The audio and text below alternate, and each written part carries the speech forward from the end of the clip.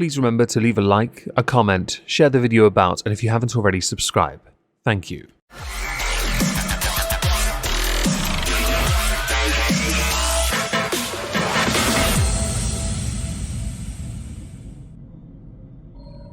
Hello everyone, welcome back to a Megon 2 Electric Boogaloo. Today we're going to be responding to some videos from Tara, the TikTok mother. I've left out a word also beginning with T because I didn't want to give this too much alliteration, but also because YouTube are funny about certain words these days. Now I said Tara is the TikTok mother because that was the title of a video I've done on this channel before, and is the person we're going to be responding to today because more of their content was shared to Twitter, which is how I even noticed this. I don't go to TikTok and look for this content because mine's mostly full of live streamers doing NPC things, fart compilations, and dogs doing hilarious things. Interestingly, the videos I've saved, 3 in total, are going to be played in the reverse order for what I saw first, which will be the last video, a reply to a comment, the second video is a reply to a comment, but the first one is a response video of sorts. And this one intrigued me, so I thought, yes, I'm going to share it with the class. You're all welcome, everyone. Shameless e-beg inbound. Smash the like. Thank you. You little snowflake wussies. Better leave my videos alone.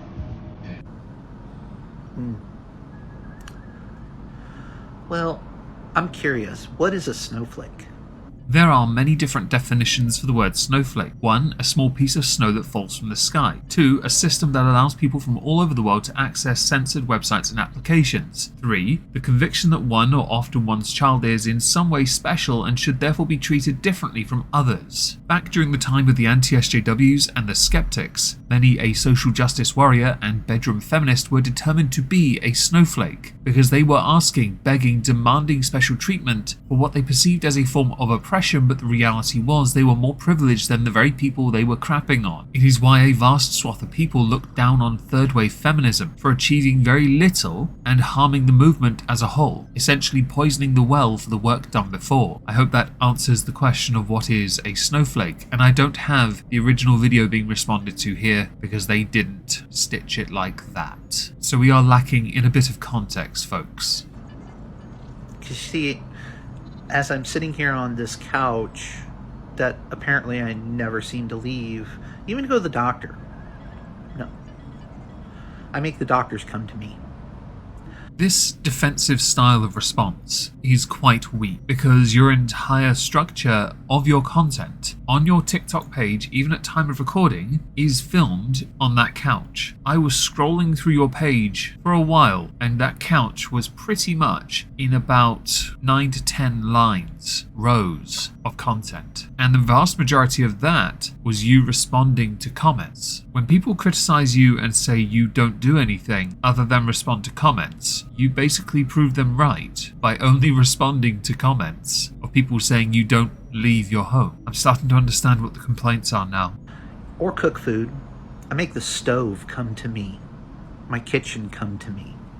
I want to highlight this now. You've made a 2-minute 20-second response so far to one comment. I've yet to see anything else from the individual you are replying to. I do find it interesting and a bit of a deviation from the norm that you're less replying to a comment in written form and more to a video. That's slightly different to the usual stuff you do. You normally also espouse the idea that you want to be everyone's trans mother. All the trans kids' trans mother, especially if those trans kids' mothers, biological ones, don't care for them as much as they should. You in other videos expect and demand respect, so this seems like a break in the norm, the sarcasm that is. But it falls a little flat considering we only get one sentence from the other person and nothing else, which I guess is hardly any different to the rest of your content.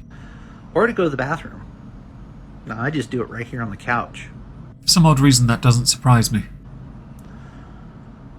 Or change clothes, or shower, or even to get a pickle tickle from one of my girlfriends. You know, I never leave this couch for anything at all. Never, never, never, ever, ever, ever leave this couch.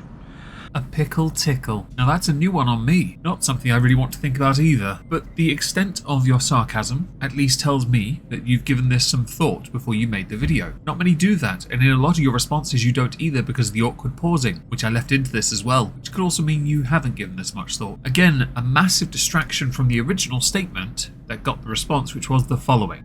You little snowflake wussies better leave my videos alone.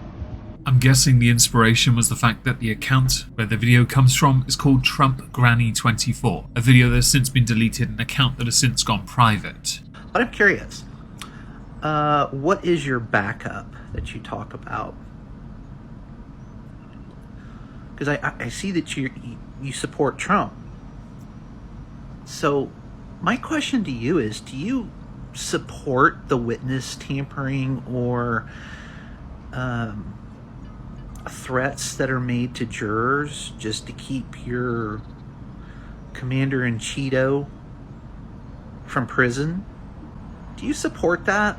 The subject concerning Donald Trump is quite a complicated one to address. I do on Moisky Live do weekly politics streams with Trump's LP. He and I discuss this in great length because a lot of what has been thrown at Donald Trump hasn't stuck, and that's because none of it could stick. Yet when you had the impeachment, the very first one when he was president, there was nothing definitive in there. We went through the entire paper from Mueller, the report. There was sodder in it, other than he had business connections with people in other countries that we don't like. They voted down party lines to impeach him. That's all it was. There was no evidence. When it comes to January 6th, it gets even more complicated, and I can't discuss it here because YouTube will demonetize me. Recently, a New York judge fined him when he took the stand because when Trump pointed to somebody as being who he was speaking of, after speaking ill of them online, he pointed to Michael Cohen. The judge didn't believe him and fined him for it, as if it's the judge's place to decide that. It has to be proven true or false. Simple as that. The judge went way beyond their remit. How about the fact a New York judge has also had his place in Mar-a-Lago valued at 90-something million, when it's 20 acres. In that region, 2-acre properties go for 20 million minimum. A gross devaluing of what he actually has to try and downplay his net worth. Many cases being thrown against him have yet to stick, truly stick. Others have just vanished and not been reported on because they got thrown out, because there was nothing substantial on them. The election stuff gets more complicated, but I do believe in innocence until proven guilty. You have to prove it, and there hasn't been much in the way of that unless it's been done intentionally with what can be perceived by many as an agenda in action.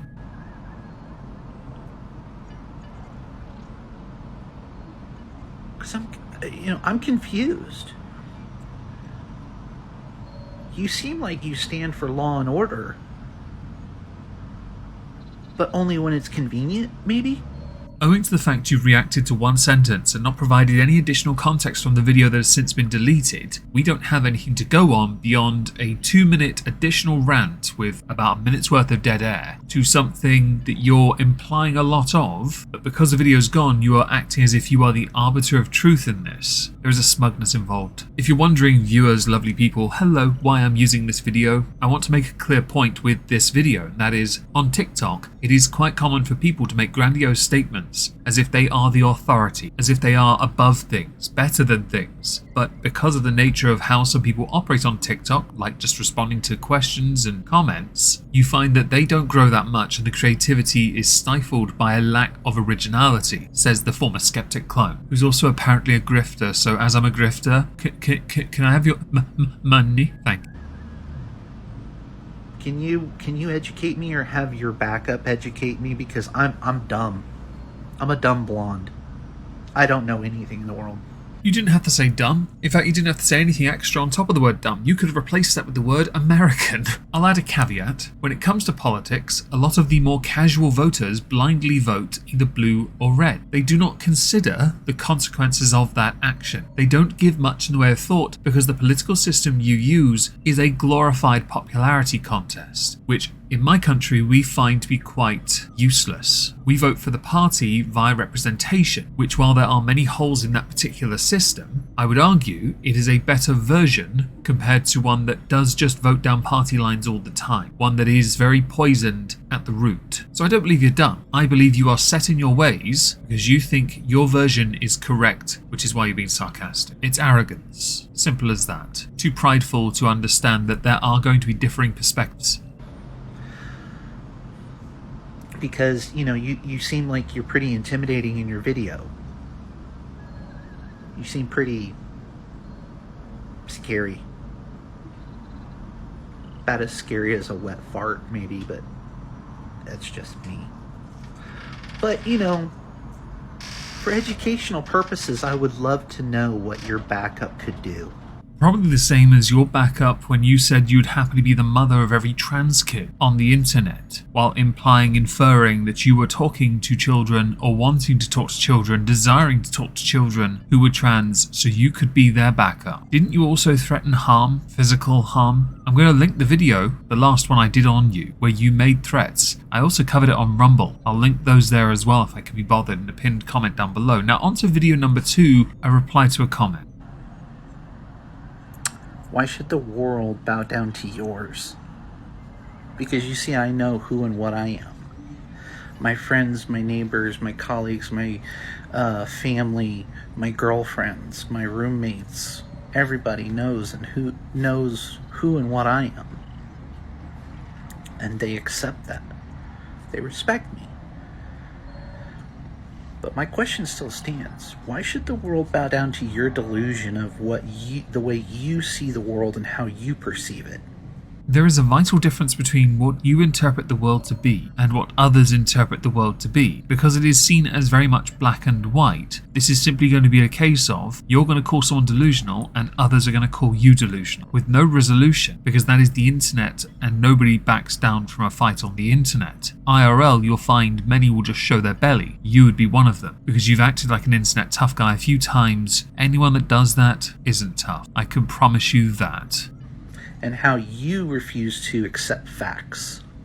Now the context of this comes from another one of your grandiose 3-minute videos where you speak about trans identity. The problem you have is you do not in that video provide an iota of a source, no inkling of data to back up any claim you make. You state it as if it is fact, and that's it. But then when people criticize you for it, you respond to their comments, or you tell them to do their own research, yet you also claim that your word is the truth. There are a number of contradictions in how you present your content, and that's what I'm criticizing. I think that would be a pretty crazy world and a very boring one if everybody just started ignoring facts and science and medicine and logic. But what's your excuse? Why should the world bow down to yours?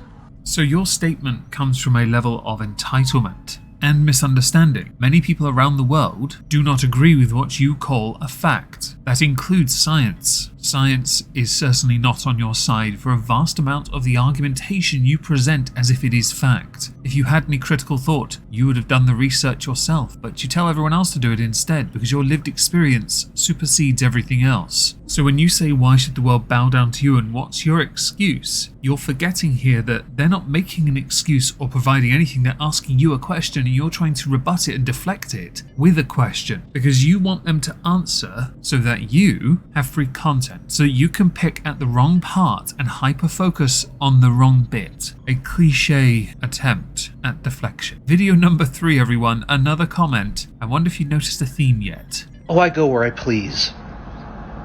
I will continue to go into women's restrooms, women's locker rooms, women's spaces, because I am a woman, whether you like it or not, and there's nothing you can do about it.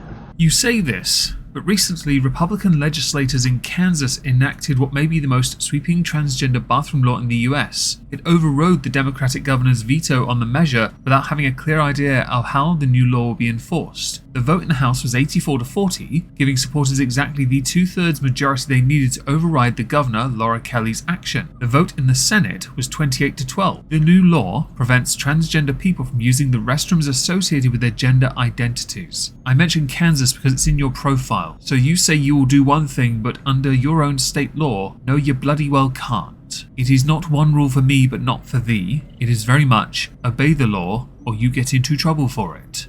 There's nothing Fox News can do about it. Ollie London, Ben Shapiro, Stephen Hilton, Tim Pool, Moms of Bigotry, Libs of TikTok, Charlie Kirk, Matt Walsh, Matt Gaetz, Nick Fuentes. There's nothing any of you can do about it.